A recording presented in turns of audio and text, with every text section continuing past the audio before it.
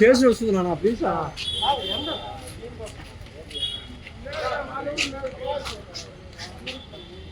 గురు side గురు అన్నగా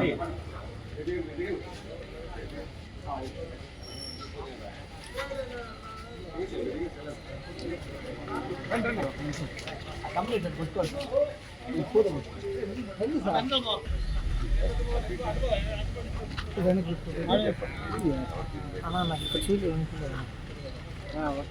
చెప్పేసి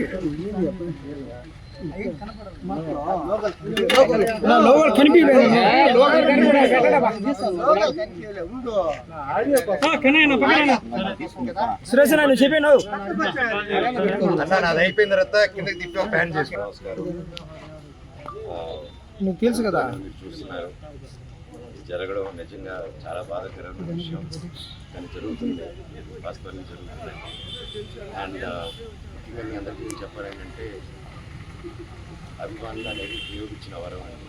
and నా వెల్ విషర్స్గా వాళ్ళు ఎంతో కష్టపడుతూ వాళ్ళ సొంత బిజినెస్ చేసుకొని సొంత పనులు చేసుకొని వాళ్ళ అభిమానంతో మళ్ళీ వచ్చాను, మళ్ళీ సినిమాలకు వచ్చాను ఆనందంతో ఈ ఒక 8 సంవత్సరాల గ్యాప్లో కూడా సినిమాలకు దూరంగా ఉన్నాను, జనాలకు దూరంగా ఉన్నాననే ఫీలింగ్ తప్పకుండా నన్ను ఎప్పుడు జనాల్లోనే పెడుతూ నన్ను ఎప్పుడు ప్రోత్సహిస్తూ నాకు హెల్ప్ చేస్తూ సపోర్ట్ చేశారు. దానికి అందరికీ రుణపడుతున్నాను నాకు సపోర్ట్ ఇచ్చినందుకు. అలాగే అంత ప్రేమగా అభిమానం చేసేటప్పుడు ఒకరిని అభిమానాన్ని ఆపకూడదు.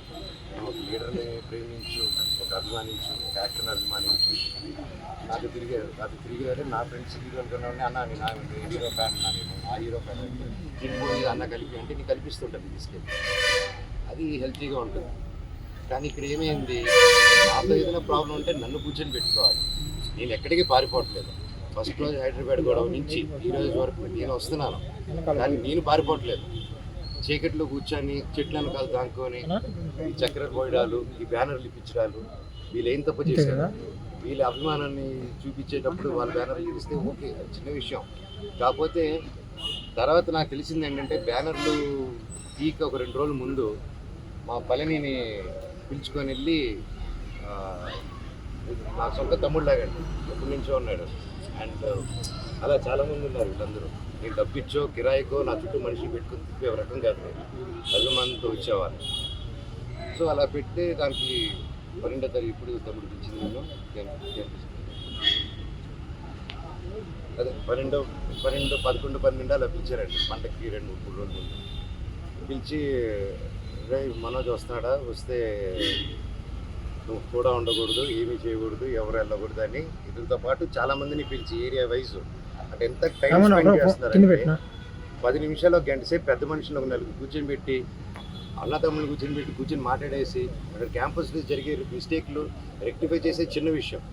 కాకపోతే నేను క్యాంపస్లో నేను అడిగే క్వశ్చన్స్, నేను ఏది ఇప్పుడు హాస్టల్స్లో జరిగే విషయం, ప్రైవేట్ హాస్టల్స్ ఏది అడిగినా అక్కడి నుంచి డబ్బు రావడం అయిపోతుంది, క్యాష్ రావడం అయిపోతుంది. సో ఇదే నాకు బాధ. మళ్ళీ లోన్లు తీసుకొని హాస్టల్ మీద లోన్లు తీసుకొని దాన్ని డైవర్ట్ చేయడం, సొంత కంపెనీలు పెట్టుకుని డైవర్ట్ చేయడం, దాన్ని కవర్ చేసుకునే దానికి స్టూడెంట్స్ని రుద్దడం, యూనిఫామ్ వేయడం కంపల్సరీ. మన 10th దాటంగానే ఇంటర్కి యూనిఫామ్ ఏంటంటే ఆ కాలేజ్ రుద్దటం. మనం ఏంది మా 11th కూడా వేసుకోవాలా అని చెప్పి ఆ రోజుల్లోనే.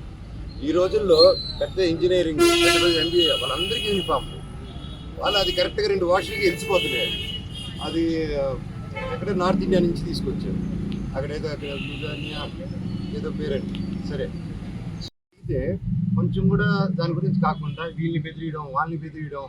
నేను ఈసారి పండుగకి ప్రతి పండుగకి వస్తాను. నేను ముఖ్యంగా సీఎం గారి ఫ్యామిలీ వాళ్ళ ఇంట్లో ఘటన జరిగింది ఈ మధ్యకాలంలో, రామ్మూర్తి నాయుడు గారిది. సో ఊర్లో అక్కడ ఉన్నారు.